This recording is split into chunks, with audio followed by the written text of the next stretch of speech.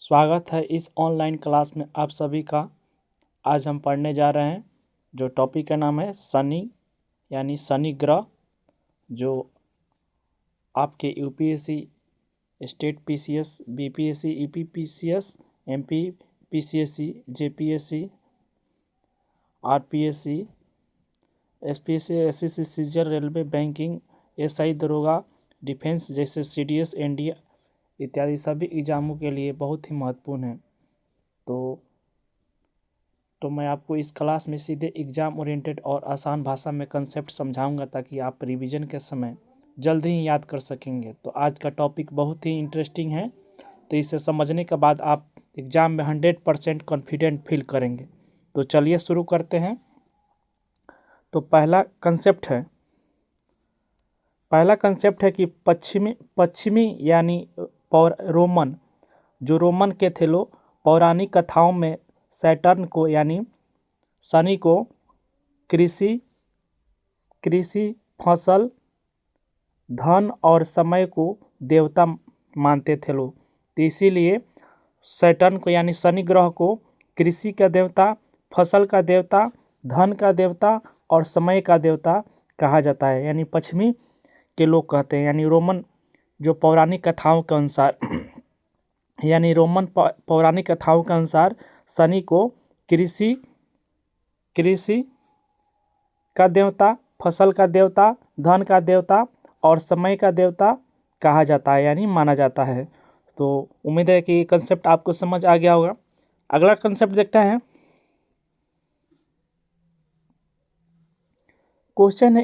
Concept है कि शनि आकार में दूसरा और सबसे बड़ा ग्रह है, यानी जुपिटर है जो शनि आकार में दूसरा सबसे बड़ा ग्रह है, जो जुपिटर के बाद है।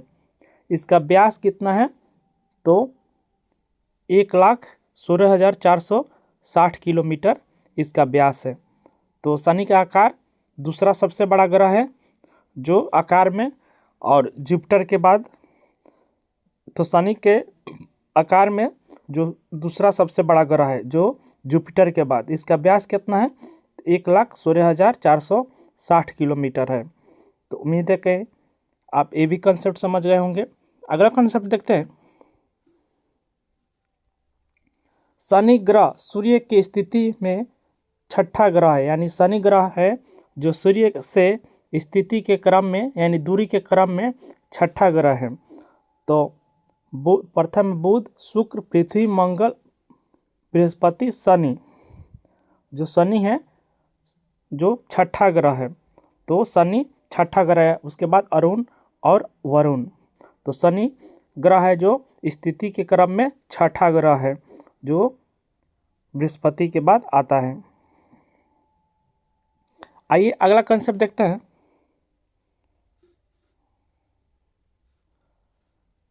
अगला कंसेप्ट है कि यह सौर मंडल का छठा ग्रह है, यानी यह दूरी के क्रम में, सूर्य से दूरी के क्रम में छठा ग्रह है और दूसरा सबसे बड़ा ग्रह है, यानी बृहस्पति के बाद जो है, बृहस्पति के बाद दूसरा सबसे बड़ा ग्रह है। इसे गैस दानव या गैस जियांट कहा जाता है। किस ग्रह को गैस दानव या गैस जियांट कहा जाता है? तो बृहस्पति को, शनि को कहा जाता है। शनि को क्या कहा जाता है? तो गैस दानव या गैस जियांट ग्रह कहा जाता है। यानी सौर मंडल का छठा ग्रह है शनि, जो दूसरा सबसे बड़ा ग्रह है जो बृहस्पति के बाद आता है। तो इसे क्या कहा जाता है? तो गैस जियांट या गैस दानव भी कहा जाता है। तो सौर मंडल का छठा ग्रह कौन है? तो शनि। और दूसरा सबसे बड़ा ग्रह कौन है? तो शनि। जो बृहस्पति के बाद कौन आता है ग्रह? तो शनि। इसे गैस दानव भी किसे गैस दानव भी कहा जाता है या गैस जियांट? तो शनि ग्रह को कहा जाता है। उम्मीद है कि आपको समझ आ गया होगा। अगला कंसेप्ट देखते हैं। अगला कंसेप्ट है कि शनि एक गैस दानव है, यानी गैस जियांट है, इसीलिए इसे गैस का विशाल गोला कहा जाता है। यानी शनि एक गैस दानव या गैस जियांट है, इसीलिए इसे गैस का विशाल गोला कहा जाता है। शनि क्या है? तो एक गैस दानव है, यानी गैस जियांट है, इसीलिए इसे गैस का विशाल गोलाकार, यानी इस पे ज़्यादा गैस का गोला पाया जाता है। मुख्य संरचना क्या क्या है? तो हाइड्रोजन क्या पाया जाता है? 96% लगभग पाया जाता है। हीलियम 3% लगभग पाया जाता है। इस पे कोई ठोस सतह नहीं है, जो घने गैस और लिक्विड लेयर्स में बदलता जाता है। यानी जो है घने गैस होते हैं और लिक्विड लेयर्स में बदलता जाता है। यानी जो इस पे कोई ठोस सतह नहीं है, जो घने गैस होते हैं वो लिक्विड लेयर्स में बदलता जाता है। यानी घने गैस जो लिक्विड लेयर्स में बदलता जाता है। जो गैस है क्या है? लिक्विड लेयर्स में, यानी ठोस में बदलता, यानी लिक्विड लेयर्स में बदलते जाते हैं, लिक्विड में बदलते जाते हैं लेयर्स में। जो केंद्र में छोटा जो रॉकी या मेटल कोर पाया जाता है, यानी चट्टान और मेटल कोर पाए जाते हैं। यानी केंद्र में जो छोटा होते हैं वो रॉकी यानी चट्टाने और मेटल कोर पाए जाते हैं। इसका घनत्व तो बहुत कम है, 0.687 ग्राम पर घन सेंटीमीटर, यानी पानी से भी हल्का होता है। ये क्या होता है? इसका घनत्व तो बहुत कम होता है, जो पानी से भी हल्का होता है। तो उम्मीद है कि ये भी आपको समझ आ गया होगा। अगला कंसेप्ट देखते हैं। अगला कंसेप्ट है शनि के चारों ओर स्पष्ट और अत्यंत विकसित रिंग सिस्टम पाया जाता है। यानी शनि पर क्या पाया जाता है? तो रिंग सिस्टम, यानी रिंग पाया जाता है, यानी वलय पाए जाते हैं। वलय पाया जाता है, वलय रिंग सिस्टम पाया जाता है। यानी शनि के चारों ओर स्पष्ट और अत्यंत विकसित रिंग सिस्टम पाया जाता है, जो वलय पाए जाते हैं, जो पूरे सौर मंडल में सबसे सुंदर और जटिल माना जाता है। क्या माना जाता है? जो पूरे सौर मंडल में सबसे सुंदर और जटिल माना जाता है। शनि के चारों ओर स्पष्ट और अत्यंत विकसित रिंग सिस्टम पाया जाता है। तो शनि के चारों ओर वलय सिस्टम पाया जाता है, जो सौर मंडल में सबसे सुंदर और जटिल माना जाता है। ये वलय मुख्यतः बर्फ के कणों, धूल, चट्टानी पदार्थ से बने होते हैं। यानी वलय किस चीज़ से बने होते हैं? तो बर्फ के कणों से बने होते हैं, धूल से बने होते हैं, चट्टानी पदार्थ से बने होते हैं। शनि क्या है? एक जियांट है, माने गैस जियांट है, यानी गैस जियांट है, जो इसीलिए इसे सामान्यतः गैस का विशाल गोला कहा जाता है। यानी गैस का विशाल गोला कहा जाता है। यानी शनि एक क्या है? गैस का जियांट है, यानी विशाल गैस का पाया जाता है, जो इसीलिए गैस का विशाल गोला कहा जाता है। तो जो वलय यह मुख्यतः किस चीज़ के बने होते हैं? तो बर्फ के कणों से बने होते हैं, धूल से बने होते हैं, चट्टानी पदार्थ से बने होते हैं। ये शनि के चारों ओर बनने वाले वलय या रिंग्स किस चीज़ के बने होते हैं? तो बर्फ के कणों, धूल और चट्टानी पदार्थ से बने होते हैं, जो पूरे सौर मंडल में सबसे सुंदर और जटिल माना जाता है। तो उम्मीद है कि ये भी कंसेप्ट आपको समझ आ गया होगा। अगला कंसेप्ट देखते हैं। शनि के मुख्य वलय 7 प्रमुख समूहों में विभाजित है। शनि के जो मुख्य वलय पाए जाते हैं 7 समूहों में विभाजित किया गया है। यानी ABCDEFG तक इन्हें नाम दिया गया है जो वैज्ञानिकों द्वारा। यानी शनि के मुख्य कितने वलय हैं? तो 7 प्रमुख समूहों में विभाजित किया गया है। जैसे ए है, ए रिंग यानी रिंग ए, बी रिंग, सी रिंग, डी रिंग, ई रिंग, एफ रिंग, जी रिंग। जो शनि के मुख्य कितने वलय हैं? तो 7 वलय भागों समूहों में विभाजित किया गया है। रिंग ए, रिंग बी, रिंग सी, रिंग डी, रिंग ई, रिंग एफ, रिंग जी, जो अक्षरों में के नाम दिया गया है वैज्ञानिकों द्वारा। तो उम्मीद है कि ये भी कंसेप्ट आप समझ गए होंगे। अगला कंसेप्ट देखते हैं।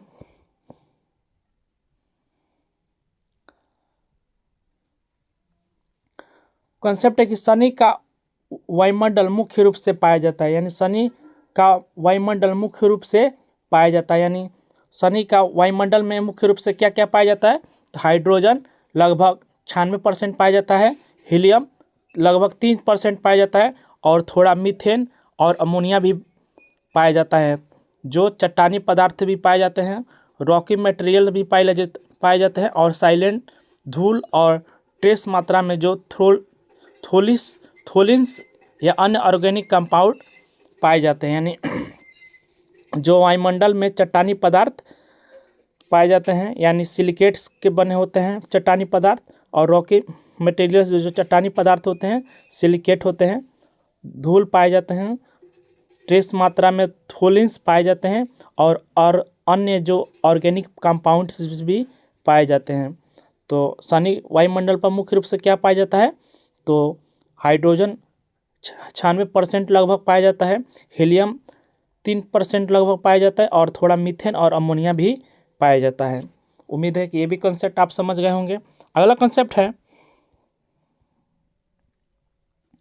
कंसेप्ट कि मार्च 2025 में IAU यानी इंटरनेशनल एस्ट्रोनॉमिकल यूनियन ने 128 नए उपग्रहों की पुष्टि की है, जिससे शनि के कुल पुष्टि हुए उपग्रहों की संख्या 274 हो गई है। यानी जो मार्च 2025 में इंटरनेशनल एस्ट्रोनॉमिकल ने क्या किया है, नए उपग्रहों की खोज की है, जिसमें अब उपग्रहों की संख्या कितनी हो गई है, तो 274 हो गई हैं, जो 128 नए उपग्रह की पुष्टि किए हैं। तो आइए देखते हैं, यह सौर मंडल में किसी भी ग्रह से सबसे ज़्यादा है। यानी जुपिटर पहले 95, जुपिटर के पास 95 था, तो अब क्या हो गया है, शनि के पास 274 हो गया, अब जुपिटर से भी अधिक हो गया है। तो आइए और देखते हैं, सौर मंडल का दूसरा सबसे बड़ा उपग्रह कौन है, तो टाइटन है। और सबसे बड़ा कौन है इसका उपग्रह, तो गैनीमेड के बाद सबसे बड़ा, गैनीमेड के सौर मंडल का दूसरा सबसे बड़ा उपग्रह कौन है, जो टाइटन, गैनीमेड के बाद टाइटन आता है। जो दूसरा सबसे बड़ा ग्रह कौन है, तो शनि ग्रह का दूसरा सबसे बड़ा उपग्रह कौन है, तो टाइटन है। जो सबसे बड़ा उपग्रह कौन है, तो गैनीमेड है। टाइटन के सतह पर क्या पाया जाता है, तो मीथेन पाए जाते हैं, एथेन के स्तरीय झीलें पाई जाती है, नदियाँ पाई जाती है, समुद्र पाए जाते हैं, इनमें से सबसे बड़ा समुद्र कराकेन मारे हैं। यानी जो सबसे बड़ा समुद्र कौन है, तो कराकेन मारे हैं। सौर मंडल का जो दूसरा सबसे बड़ा उपग्रह कौन है, तो टाइटन है। कौन है, टाइटन है। और सबसे बड़ा उपग्रह कौन है, तो गैनीमेड है। और टाइटन की सतह पर मुख्य रूप से क्या पाया जाता है, तो मीथेन, एथेन की स्तरीय झीलें पाई जाती हैं, नदियाँ भी पाई जाती है, समुद्र भी पाए जाते हैं, और इनमें सबसे बड़ा समुद्र कौन है, कराकेन मारे हैं। कराकेन समुद्र किस ग्रह पर पाया जाता है, तो शनि ग्रह पर पाया जाता है। शनि ग्रह के सबसे बड़ा उपग्रह का नाम क्या है, तो टाइटन है। तो उम्मीद है कि ये भी कंसेप्ट आप समझ गए होंगे। अगला कंसेप्ट देखते हैं। अगला कंसेप्ट है कि शनि सौर मंडल का सबसे कम घनत्व वाला शनि ग्रह है। यानी शनि सौर मंडल का सबसे कम घनत्व वाला शनि ग्रह है। यानी सौर मंडल पर सबसे कम घनत्व पाया जाता है। इस पे कोई ठोस सतह नहीं है, घने गैस और लिक्विड लेयर्स में बदलता जाता है। जो घने गैस जो होते हैं वो लिक्विड लेयर्स में बदलता जाता है, यानी घने गैस और लिक्विड लेयर्स में बदलता जाता है। जो इस पे कोई शनि ग्रह पर कोई ठोस सतह नहीं है। जो घने गैस होते हैं वो लिक्विड लेयर्स में बदलता जाता है। जो घनत्व कम है, यानी घनत्व बहुत कम है, 0.687 ग्राम प्रति सेंटीमीटर क्यूब है, यानी पानी से भी हल्का है। यानी ग्राम प्रति घन सेंटीमीटर क्यूब, यानी पानी से भी हल्का है, यानी 0.687 ग्राम प्रति घन सेंटीमीटर क्यूब है। तो उम्मीद है कि ये भी आप कंसेप्ट समझ गए होंगे। अगला कंसेप्ट देखते हैं। अगला कंसेप्ट है घूर्णन काल, यानी रोटेशन, यानी पीरियड। एक दिन लगभग कितना बराबर होता है, और शनि ग्रह पर तो 10 घंटे 33 मिनट के होते हैं। यानी जो पृथ्वी पर एक दिन में कितना घंटे होते हैं, तो 24 घंटे होते हैं। और शनि ग्रह पर कितने घंटे होते हैं? तो 10 घंटे 33 मिनट होते हैं। यानी इसका घूर्णन काल यानी रोटेशन पीरियड कितना होता है एक दिन का? तो 10 घंटे 33 मिनट का होता है। शनि ग्रह पर रोटेशन कितना पीरियड होता है? तो एक दिन में तो 10 घंटे 33 मिनट का। पृथ्वी पर कितना होता है एक दिन 24 घंटा में? तो एक दिन का मतलब 24 घंटा होता है एक दिन का है। तो उम्मीद है कि ये भी आप कंसेप्ट समझ गए होंगे। अगला कंसेप्ट है शनि ग्रह का परिक्रमा काल यानी ऑर्बिटल पीरियड यानी रेवोल्यूशन पीरियड 1 वर्ष लगभग कितना पृथ्वी वर्ष का होता है? तो 29.5 पृथ्वी वर्ष की होता है। यानी एक वर्ष में कितना यहाँ पे होता है? तो 29.5 पृथ्वी वर्ष का होता है। यानी एक वर्ष जो पृथ्वी का होता है यहाँ पे 29.5 वर्ष शनि ग्रह पर होता है। यह सूर्य के चारों ओर एक पूर्ण चक्कर पूरा करने में लिया जाने वाला समय है। यानी एक चक्कर जो यहाँ पे 1 साल लगता है पृथ्वी को एक चक्कर करने में सूर्य के चारों ओर 365 दिन। तो यहाँ पे सूर्य के चक्कर लगाने में शनि ग्रह को कितना लगता है? तो 29.5 वर्ष लगता है। यानी पृथ्वी वर्ष 29.5 वर्ष पृथ्वी वर्ष लगता है। उम्मीद है कि आपको ये भी कंसेप्ट समझ आ गया होगा, जो आसान भाषा में सब कंसेप्ट दिया गया है, जो एक सिस्टमेटिक ढंग से दिया गया है। अगला कंसेप्ट देखते हैं। अगला कंसेप्ट है कि शनि के पास अब तक केवल 4 प्रमुख अंतरिक्ष यान पहुंचे हैं। यानी शनि के पास अब तक केवल 4 प्रमुख अंतरिक्ष यान पहुंचे हैं। तो कौन कौन है? तो पायोनियर 11, पायोनियर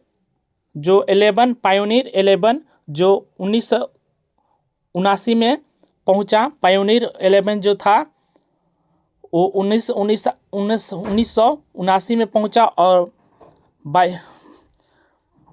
वाइजर 1 था जो 1980 में पहुंचा। वाइजर 2 था 1981 में पहुंचा। कैसिनी जो ह्यूजिन्स जो था ये चौथा नंबर है। तो आइए देखते हैं सभी के बारे में, जो अभी तक ये चक्कर पता लगा रहा है 14 साल तक कुछ लगभग समय लगाया। आइए देखते हैं इसके बारे में और कुछ। पायनियर 11 जो था 1979 में पहुंचा। लॉन्च कब हुआ? तो लॉन्च 5 अप्रैल 1973 को हुआ नासा के द्वारा हुआ। जो अमेरिका के नासा द्वारा अंतरिक्ष में कब ये पहुंचा? तो शनि ग्रह पर कब पहुंचा? तो 1 सितंबर 1989 को पहुंचा। पहला स्पेस क्राफ्ट था जो शनि के करीब पहुंचने वाला था। कौन था? पायनियर 11, जो 5 अप्रैल 1973 को लॉन्च हुआ नासा के द्वारा। और शनि ग्रह पर कब पहुंचा? तो 1 सितंबर 1989 को पहुंचा। पहला स्पेस क्राफ्ट था जो शनि के करीब पहुंचा। शनि के पहली क्लोज अप तस्वीरें ली, यानी शनि ग्रह की क्लोज तस्वीरें ली और डेटा भी संरक्षण किया। रिंग्स की यानी वलय की भी संरचना लिए। मैग्नेट स्फीयर और मैग्नेटिक फील्ड का भी अध्ययन किया, यानी मैग्नेट स्फीयर का भी अध्ययन किया और मैग्नेटिक फील्ड का भी अध्ययन किया।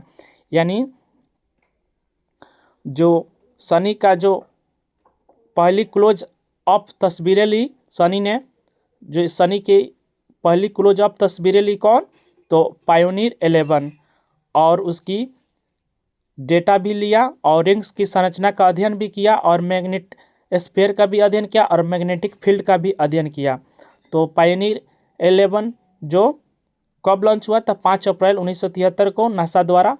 और कब पहुंचा? तो 1 सितंबर 1989 को। यह पहला स्पेस क्राफ्ट था जो शनि के करीब पहुंचने वाला था। तो उम्मीद है कि ये भी कंसेप्ट आप समझ गए होंगे। अगला कंसेप्ट देखते हैं। अगला कंसेप्ट है कि वाइजर 1 और वाइजर 2, यानी वाइजर 1 और वाइजर 2, यानी 1980 में वाइजर 1 पहुंचता है और 1981 में वाइजर 2 पहुंचता है। तो आइए देखते हैं। लॉन्च कब हुआ है दोनों? तो लॉन्च दोनों 1977 में लॉन्च हुआ है, दोनों एक ही साथ, और नासा के द्वारा। शनि पर पहुंचा कब? तो वाइजर 1 कब पहुंचा? तो 12 नवंबर 1980 को पहुंचा, जो 1,24,000 किलोमीटर मतलब दोनों के नज़दीकी दूरी है। और वाइजर 2 कब पहुंचा? तो 26 अगस्त 1981 को पहुंचा, जो दोनों की दूरी क्या है? 1,24,000 किलोमीटर निकटतम है दोनों। और इनके कार्य क्या है?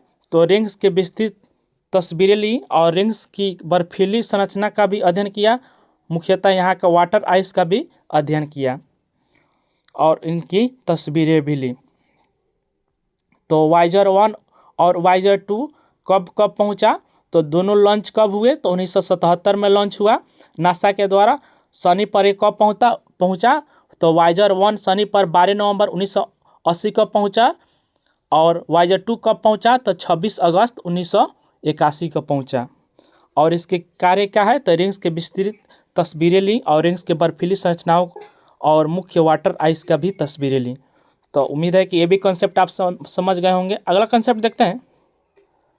अगला कॉन्सेप्ट है कैसिनो ह्यूजेंस, यानी कैसिनी ह्यूजेंस, यानी 2004 से 2017 तक। यानी लॉन्च कब हुआ? तो 15 अक्टूबर 1997 को लॉन्च हुआ। यानी कैसिनी ह्यूजेंस कब लॉन्च हुआ? तो 15 अक्टूबर 1997 को लॉन्च हुआ नासा द्वारा। यूरोपियन स्पेस एजेंसी और ASI संयुक्त मिशन यह लॉन्च हुआ, तीनों के द्वारा लॉन्च की गई। जो शनि पर कब पहुंचा? तो 1 जुलाई 2004 को पहुंचा पहला ऑर्बिटर। कब पहुंचा? तो 1 जुलाई 2004 को पहुंचा। कैसिनी ह्यूजेंस का कार्य क्या है? तो यह लगभग 13 वर्ष तक कक्षा में रहकर सबसे विस्तृत अध्ययन किया। यानी कक्षा में रहकर 13 वर्ष तक अध्ययन किया। टाइटन पर लैंडर उतरा और एनसेलाडस के जल फव्वारे को भी प्रमाण दिए।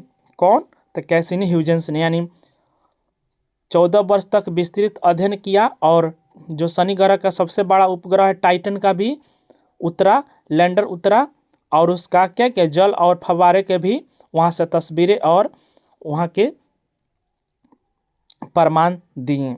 कौन? तो कैसिनी ह्यूजेंस। तो उम्मीद है कि ये भी आप समझ गए होंगे। अगला कंसेप्ट देखते हैं। तो सेशन यहीं पर समाप्त होता है। तो सेशन को लाइक कीजिए और सब्सक्राइब कीजिए और चैनल को शेयर भी कीजिए ताकि टीम मोटिवेट होकर काम कर सके। और उम्मीद करते हैं कि आप शेयर करेंगे और लाइक भी करेंगे और चैनल को सब्सक्राइब ज़रूर करेंगे। तो मिलते हैं एक नए सेशन के साथ। Thank you. Okay, bye.